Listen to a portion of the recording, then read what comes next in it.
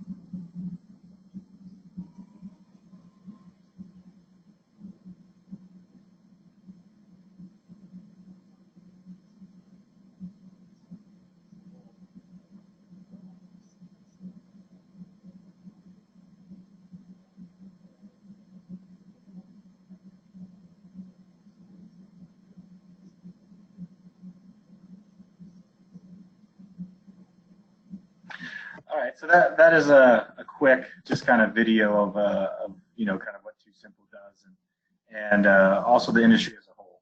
One thing nice about my role here at TuSimple is that I get to work with all of our quote unquote competitors. We're all pre-revenue, so we're not, you can really call us competitors, but from my colleagues, Waymo and Embark and some of the other startups as well. we all do work together with the idea of rising tide raises all boats from a public policy and a government affairs perspective. I'm sure most people on this call probably don't need to know the pain points of the industry, but obviously, you know, the high operating costs, you know, from asset utilization perspective, the driver shortage. There has been some, you know, kind of controversy in the news about, you know, if you know, is there a driver shortage? Is there not a driver shortage? But one agreement across, you know, from our Department of Labor and everyone is that there is a shortage in the long haul segment of our industry, and that's exactly what autonomous vehicles, especially autonomous trucks, are trying to alleviate. Obviously, safety is a #1 priority, not just for TuSimple, but for the whole industry. You know, as I mentioned in the piece, you know, our truck doesn't text, doesn't get distracted. It is hyper, always on, always, you know, looking out for those four-wheelers in and around the truck that always seem to make poor decisions, not just for autonomous vehicles, but for all trucks. And then, of course, some environmental benefits. I'll get into a little more detail, but we did a third-party study with the University of California, San Diego, and there is a fuel savings or carbon reduction of around 10% of autonomous diesel trucks compared to manual driven trucks. To kind of jump right into kind of where we are at a current state from a regulatory perspective on where companies like TuSimple can operate. What you're looking at here is what I call my TuSimple map of the United States. The dark green are the states that, if the technology is ready, and it is not ready today, we could pull the driver out and perform commercial operations without a driver. And those are the states that we operate in are Arizona, New Mexico, and Texas. That squiggly blue line that you're looking at is where we've mapped. That's where TuSimple operates. Part of the technology is that our truck can only operate on where we map, and luckily, we all know where the freight corridors are in this country, and we're headquartered in San Diego, but all of our operations and all of our 41 trucks are in Tucson, Arizona. So we're obviously doing a lot of loads between Phoenix and Tucson, and then also regular loads for customers like UPS on a daily basis out to El Paso and back. You know, the light green states are where we're looking, where you can test a level 4 heavy duty truck, but you can't pull the driver out. And the white states are pending. There's not a clear regulatory path on where we're going.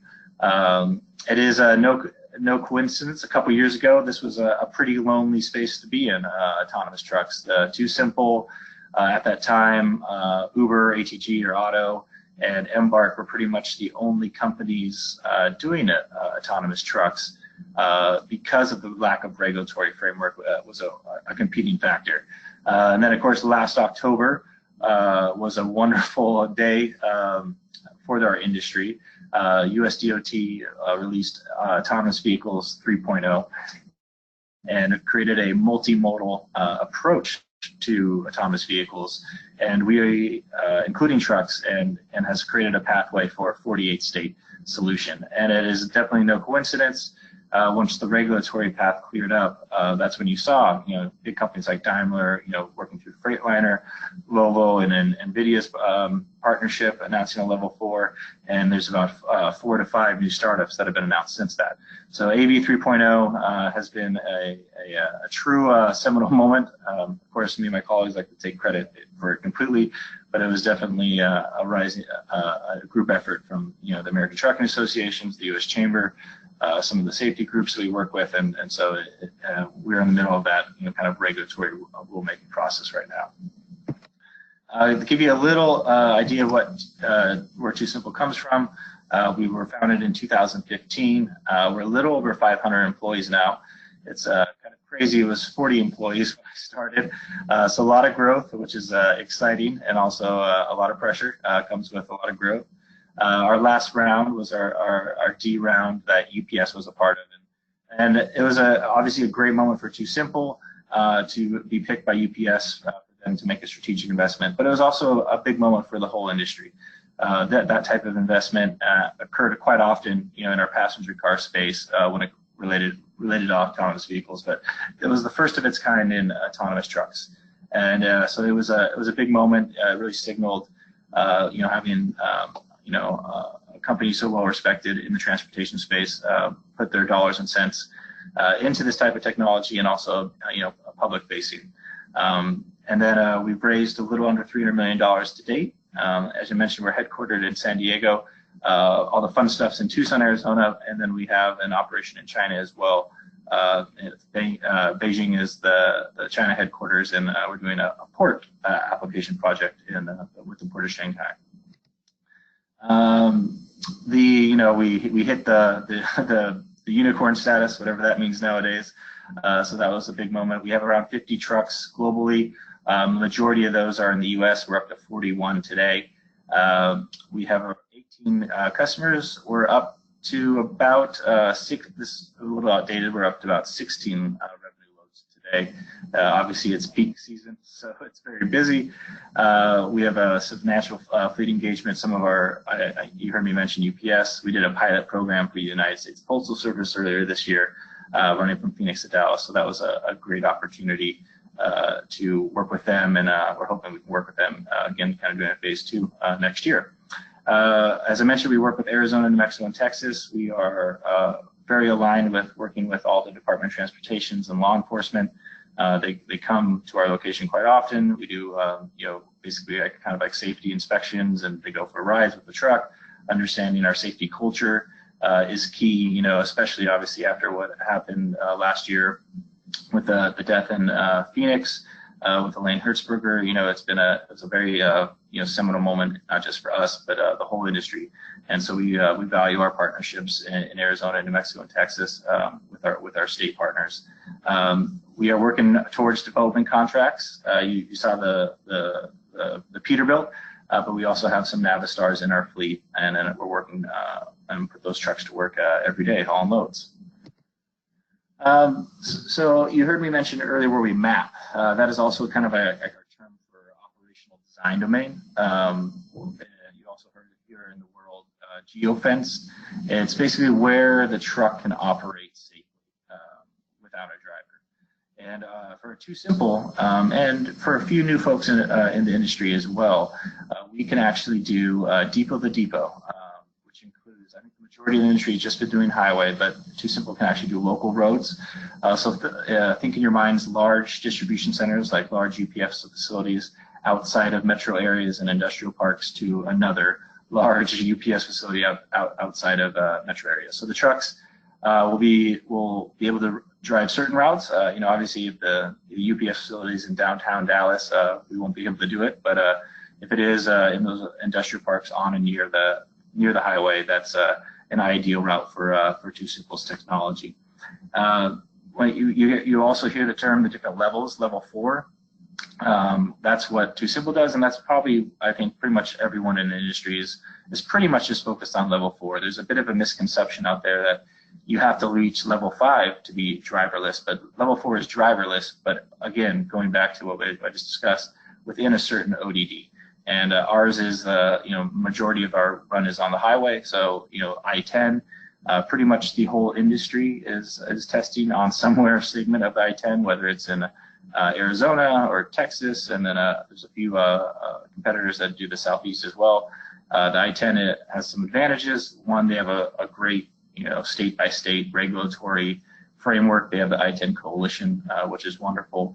Along also with it, it doesn't snow. So snow is something that we have not solved. I don't know if anyone has solved yet. We can handle rain, we can handle high winds. We even experienced mud rain in Texas when we did our United States Postal Service run, but and night, of course, as well. But we have not solved snow. Not that we can't eventually, but luckily, there's plenty of business to be had along the I-10. The last time I think someone told me it's around $6 billion of freight moves along that corridor. And then you have the Golden Triangle in Texas. There's plenty of business to be had by autonomous trucks, especially when you remove the constraints of hours of service, and you can really start taking a five-day trip across country and making it 2 days, which is pretty awesome, because you're almost competing against air freight at that time.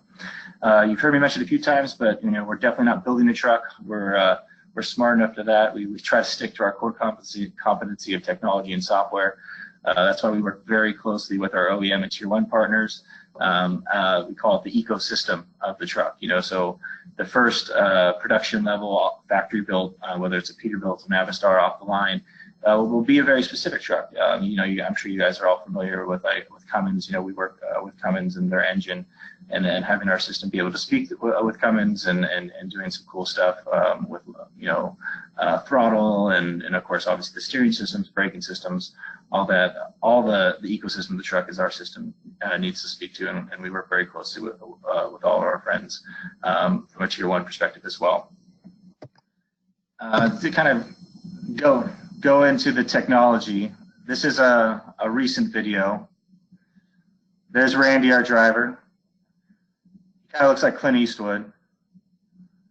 But this gives you an idea of kind of what we do every day. This is a daily run we're probably driving more likely up to Phoenix to grab a load for UPS. But it gives an opportunity to test the system. So, you would have talked to us 2 years ago, where we're just hauling ballast around in 8 to 4, banker's hours. Really testing the technology with real loads has been awesome. Picking up loads at all times, different times of day, holidays, weekends, rain, has really been a good opportunity to stress test our technology. And our drivers are all experienced, average 20 years experienced CDL holders. They go through a robust training program before they operate the autonomous vehicle. And the right seat, Edith, you'll notice she's looking at her laptop. She's seeing what the system sees, and they work in tandem the entire time of the trip, making sure the system corresponds to what the driver's seeing outwardly. We are up to 22 drivers. If we have any drivers on the line, we are hiring. It's a pretty cool company to work for, working for a tech company.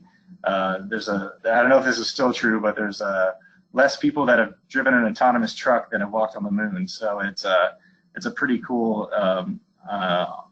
opportunity for us, and we've learned so much from our drivers. Our drivers have taught us what will work and what will not work from a software and technology perspective. So it's been a great collaborative relationship and something that we enjoy every day, working with our drivers and our safety engineers. So to kind of jump into how that truck can do that, Shouty, who's our founder, I think might be the only founder, now that I'm thinking about this, in the U.S. that is actually based in artificial intelligence and computer vision. Most of the companies that do this came out of the DARPA world, the DARPA Challenge. Folks are familiar with that, which is kind of a LiDAR-based systems engineering, software engineering way to solve this type of stuff. And Shouty, it was a Caltech PhD. He came out of Caltech with a computer vision background, which is the idea of using cameras similar to how we use our eyes.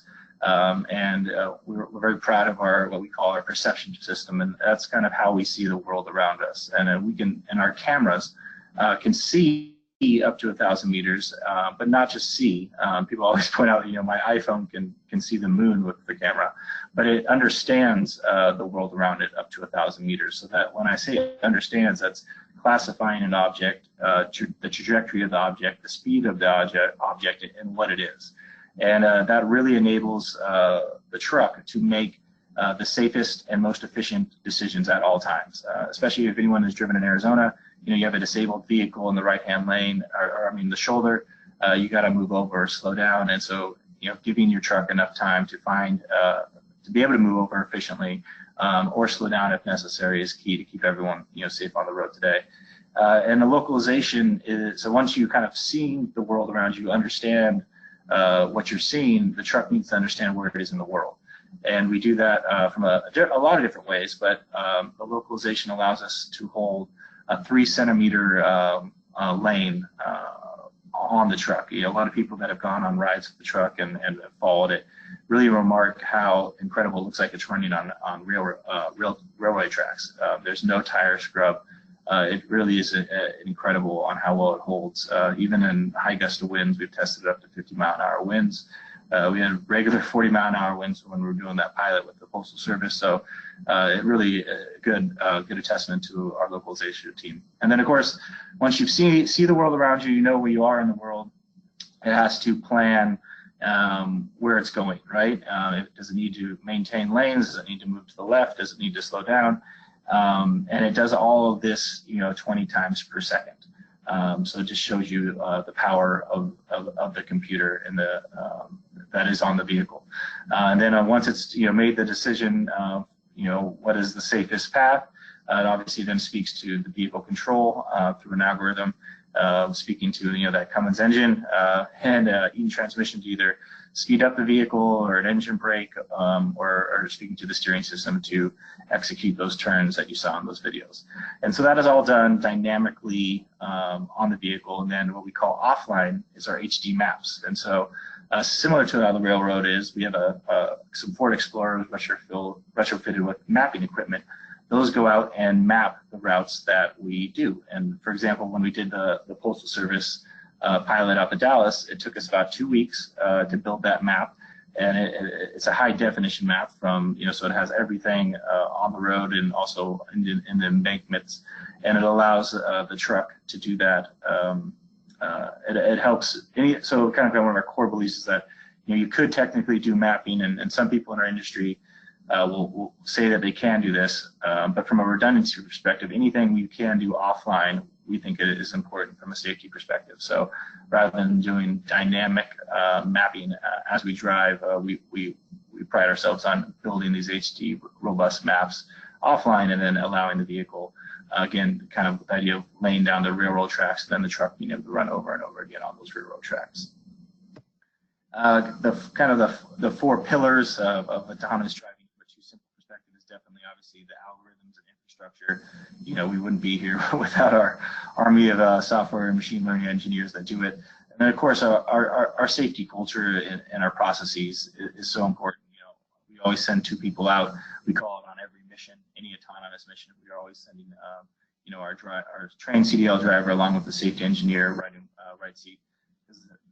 They work together to ensure that we're being as safe as possible. We don't do any edge case testing on public roads. So if there's an emergency situation or what we call a non-compliant driver, basically just terrible drivers, we disengage, and we save all the kind of what we call edge cases and kind of corner cases to the track. And so that's a part of being a good steward out there on the roads. All of our friends and family are driving on I-10 in Arizona as well. So we like to make sure everyone is safe as we go. And then of course, with all that, working towards a product. That's why the whole reason why we're here is, working towards where folks on this phone call can order a Peterbilt or a Navistar, hopefully in 2023, 2024, that is autonomous capable, and TuSimple gets to be the software provider for that truck. That's our goal, and that's what we work towards every day. To kind of get more detail on that roadmap. So we're currently in 2019. We're working with all those joint development programs that I mentioned with the tier 1s and OEMs. The 50 truck validation fleet that is basically running miles every day to validate the system from a safety perspective.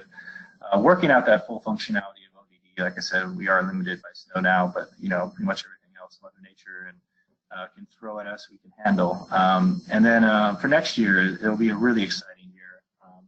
Working towards our functional safety certification, and also continuing our post-factory upfits of our level 4 trucks, getting that OEM production agreement done, and then in 2021 will be our first driver out operation. So the reason I put it in quotations, it's not a at scale or it will be a large commercial operation, but it will be a proof of concept to folks like my parents who are very nervous about this technology, regulators, the business world, just to the whole industry to do that safely, most likely in the 3 states that we're currently operating in: Arizona, New Mexico, and Texas. And obviously 2023 is where we get things really exciting. We are pretty confident that we will be able to, obviously with our OEM partner, they will be able to deliver an autonomous capable factory built truck. off the factory line. So hopefully, like I said, those Peterbilts and built in Denton, moving forward in 2023 will be autonomously capable.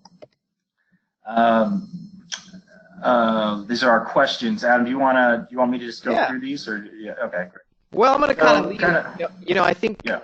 From my perspective, I kind of want to just kind of set up each one of these questions for you to get a little more out of your brain, right? And so when we sit here as a third-party logistics company at Cerasis, we're doing this, what we call a fine ballerina dance. Our customers are really our shippers, but in a way, they're our carriers too. And it takes both of those in this freight environment, and of course the truck manufacturers where those carriers buy their equipment, in order to make it all work, right? We're in the middle of peak season, as you said, and I'm sure there are children across the world that don't really know that all that good stuff under the tree, of course not the stuff from Santa, usually comes by a truck. And so, it's so important to our entire economy and to our everyday lives. And so I think what a lot of people might ask is, what simply is the state of autonomous freight trucks from the TuSimple world? You guys have your roadmap and things like that, but we see these self-driving trucks, or cars. We've heard about the cyber truck from Elon Musk, and that's more electrical vehicle. But I mean, is TuSimple the leader right now? I mean, how close are we to this being a reality in our day-to-day lives? Yes. So kind of that's the general state of the autonomous freight trucks. Again, I alluded to it, but a couple of years ago, it was pretty bleak. To be frank with everyone on this call. Again, there was pretty much 3 companies doing it. The OEMs were pretty much all focused on platooning or level 2.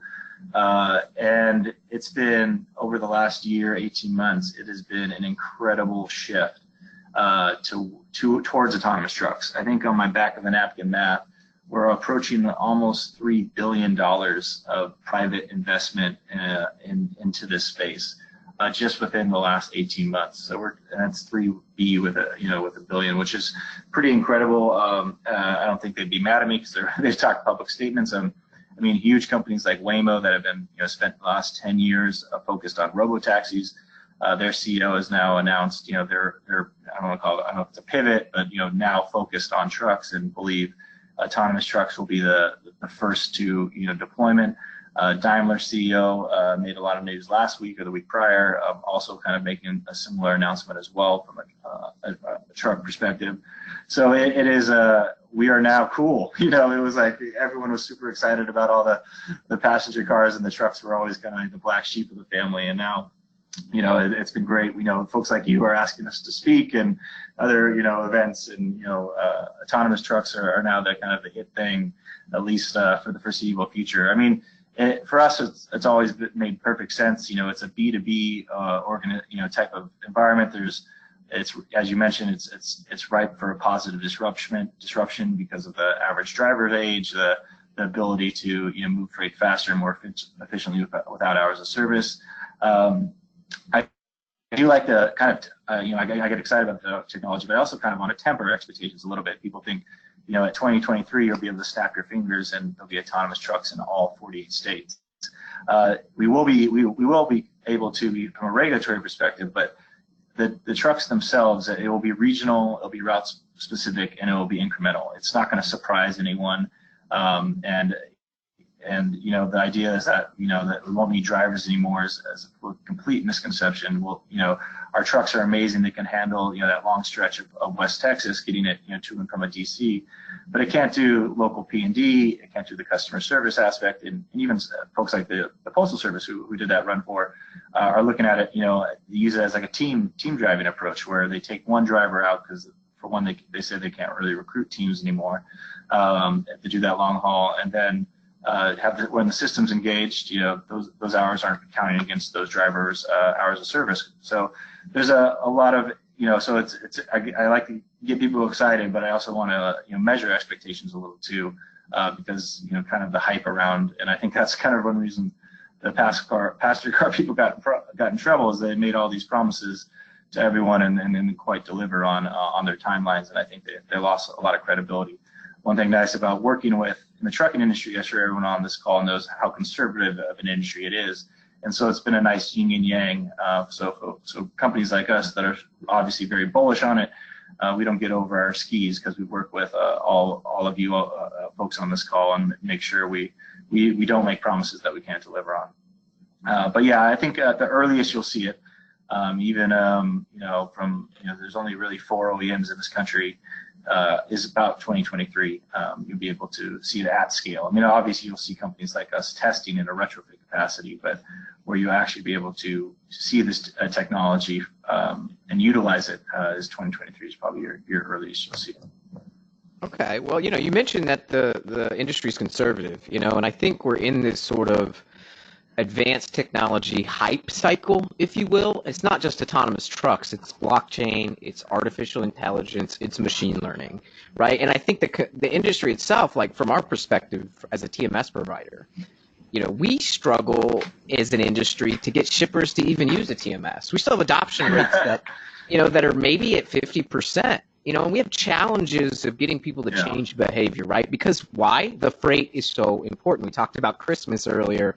Well, that's truly that end result of that child opening its gift and being, maybe life-changing memories is the result of thousands of processes and many, many people working together in order to get that there, the whole supply chain. And so with that conservative approach, are you starting to hear people kind of go, okay, we're ready for this? Or are you still having to kind of overcome these objections in every conversation you're having?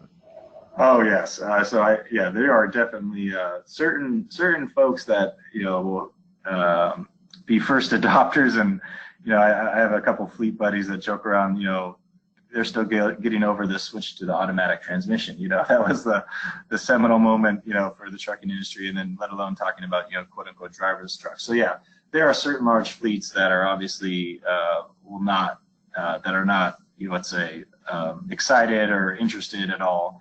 But there are also quite a few that are, and you guys probably just know the fleets by reputation, the ones that are, more of the cutting edge when it comes to technology. But yeah, it will be incremental. I'm sure as the more UPSs of the world start coming public, hopefully it creates a little bit of FOMO and more folks reach out to us. But you are right. It is a conservative industry. Again, it's going to be regional. It's going to be I tell people for the large fleets will be a tool in their toolbox to serve, just like LTL.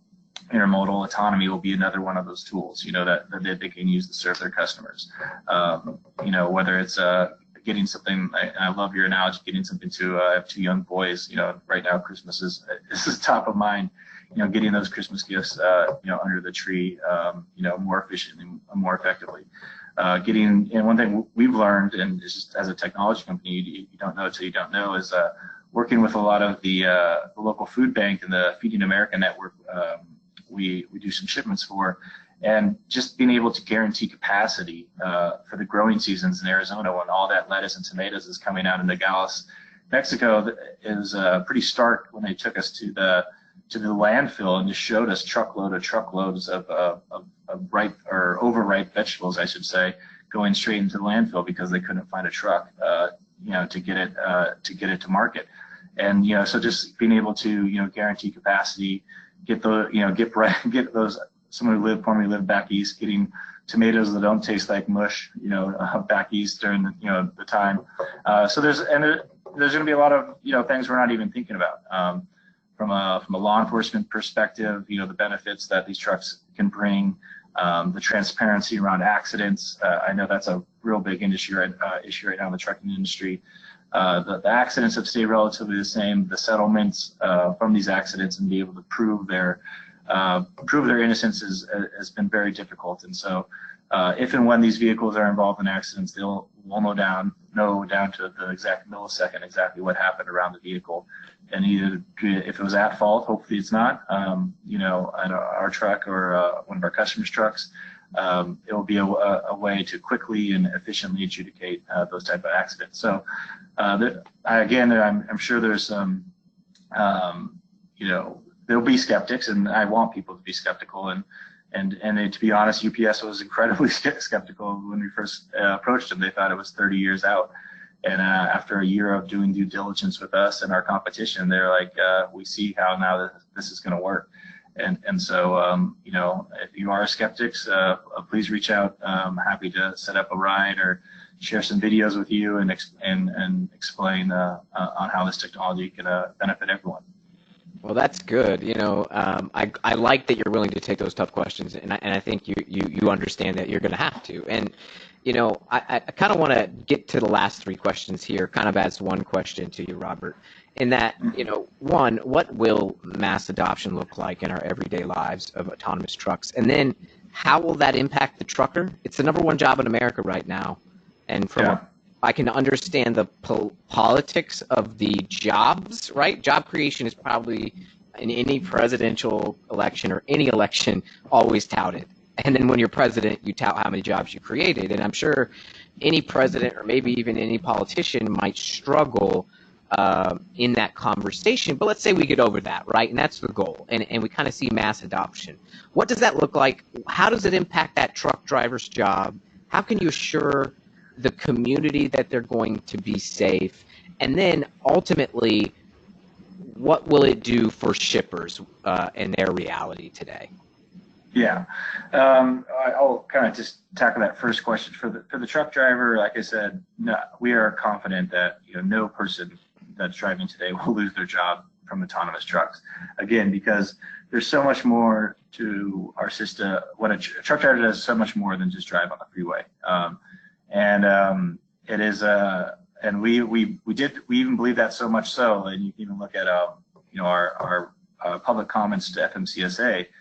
Unlike our passenger car friends, we're not asking to remove steering wheels and brake pedals and all the human components of a truck, because we understand for the foreseeable future that truck will need to be manually driven, and drivers will need to be a part of that truck. Again, if we can do a driverless route, on I-10, the freeway portion, we still need two drivers on each end, handling the local P&D type of freight. And as a company, we understand the sensitivity around that. We've done we even did a sit down with Vice News at the Triple T truck stop, ride along with truck drivers. I try to do as many podcasts and truck driver radio shows and going to mats and communicating. I come from a family of truck drivers, so I definitely understand their fear and when they read headlines and stuff like that. So I try to calm fears. We even worked with our local community college in Tucson, Arizona. They have a truck driving school there, and they developed for folks who are interested in it, they developed a program, a certification program for a CDL holder to get a certification in driving an autonomous vehicle. I know that sounds counterintuitive, but again, we know drivers will have to be able to operate these autonomous vehicles, and they need to have familiarity with how to operate it and kind of the nomenclature and the language that we use in an autonomous space. And the Pima Community College, they're offering that. They're actually going to offer an online course, which is really cool, coming up in March, because obviously most of the truck drivers that are interested are going to be on the road doing what they do best on a daily basis. But if a driver is interested, and then one of the other companies is going to bring it to Texas. I heard another company is looking to bring it to Florida. So it is a beginning of an opportunity for some drivers that are interested in technology and want to be a part of kind of the autonomous freight future for them to kind of future-proof themselves from a labor perspective. But from a shipper's perspective, obviously it's I mentioned capacity, being able to guarantee capacity because you're not constrained by finding a driver. Obviously, there's some efficiencies from a labor perspective. I did mention the 10% reduction in fuel. We're pretty confident that number even will go higher as the system matures. Because right now we're not even coding and for efficiencies, so being able to move goods a lot more sustained and infinite pretty much capacity from a truck driver. Trucking perspective, and also again competing against air freight, pulling stuff off the air. The Postal Service was excited about that.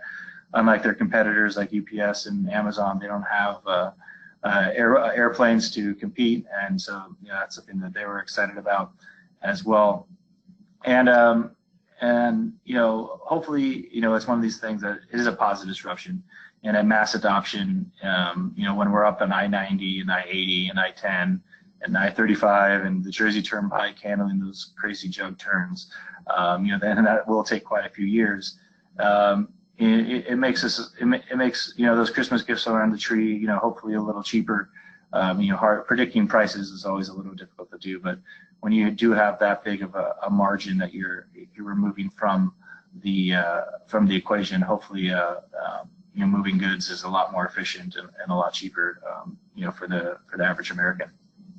Yeah, that's the goal, right? And I think what's interesting, we looked at if we look at today and we look at the ELD mandate, but we look at when it was first passed as policy, to bring a bit more safety to truck drivers. And, it took a while for some folks to absorb that, and they were given the time to do so.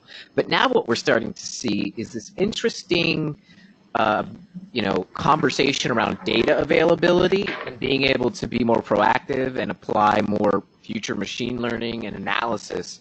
And I have to think that there might be some benefit here in the kind of like the ELD mandate, where you're looking at those electronic logging devices, and you can have better visibility that the truck itself is a computer and it's going to be doing amazing, massive things to bring data back to shippers, to carriers, to 3PLs. And I have to assume that especially the owners of these carriers could be pretty excited about increasing their own margins, because historically, margins in this industry have been tough. We recently had a major LTL shipper last year, NEMF, Northeastern Motor Freight, filed for bankruptcy, and we've had some really a lot of work over the last few years of carriers increasing their profitability. So do you see autonomous freight trucks really in that way benefiting the carrier side and making them more profitable?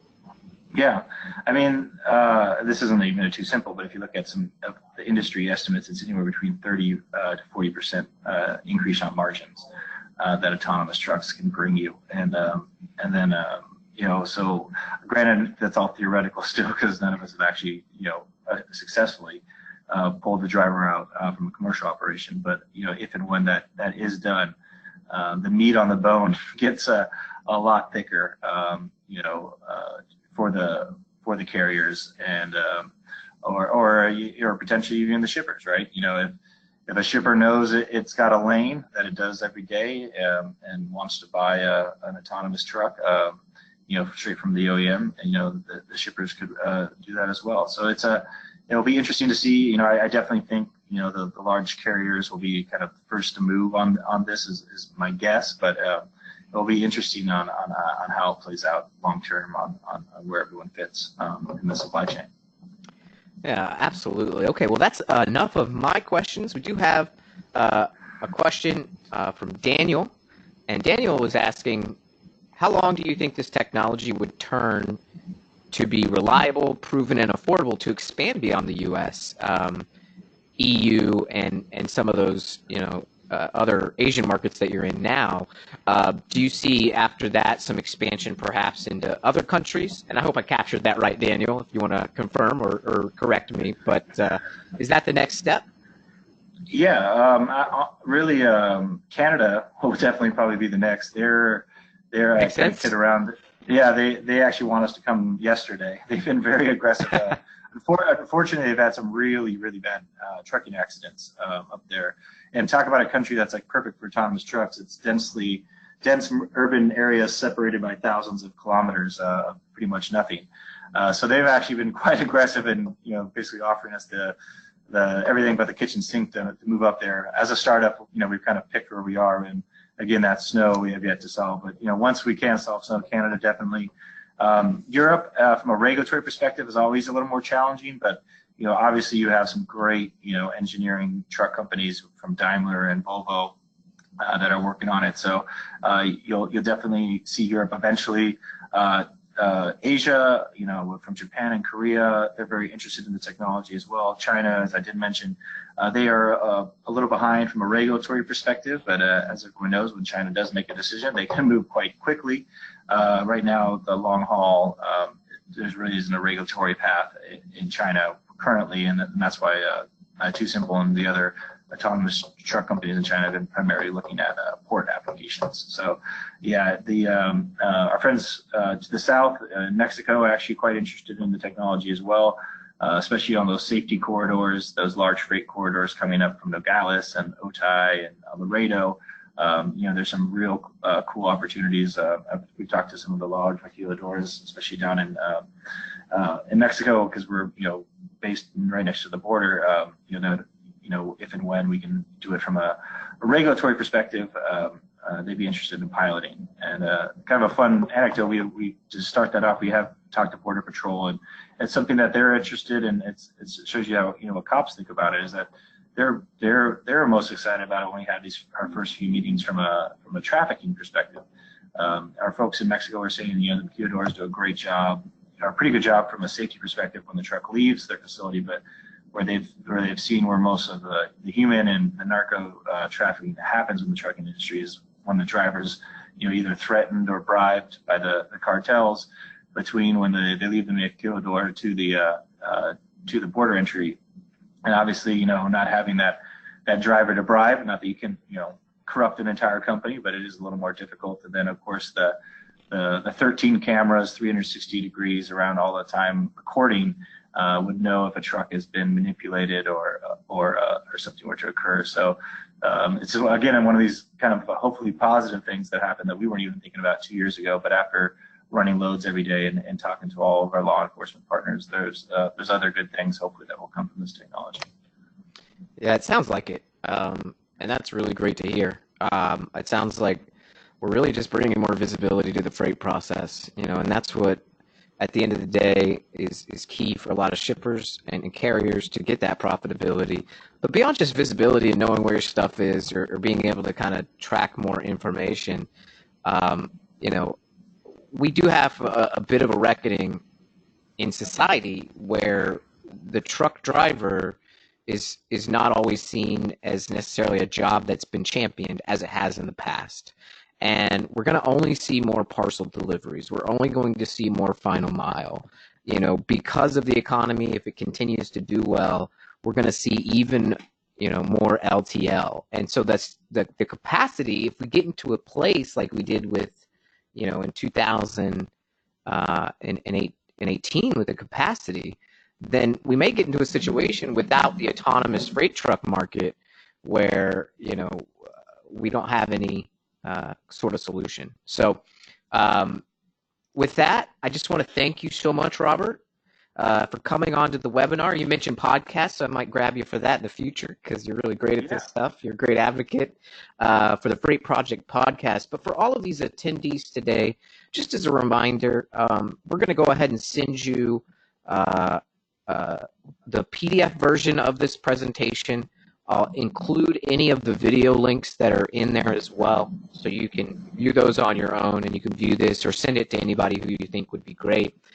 So be on the lookout for that. I just want to thank everybody for their time, and I especially want to thank our guest here, Robert Brown of TuSimple. Thank you so much for imparting your wisdom upon our listeners here. All right, thank you so much, Adam. And I guess I just saw your note. I guess you guys couldn't hear the audio from the NBC and the other one, so hopefully we'll send you the links. Yep. You can hear what Gowdy and them were saying, so it makes a little more sense. Yep, all good. A little bit of technical snafu, but we can figure it out. So I thank everybody for hanging in there. Have a great week, and if I don't talk to each and every one of you guys individually on this thing until the holidays, happy holidays. So have a good one. All right. Take care. Take care. Cheers.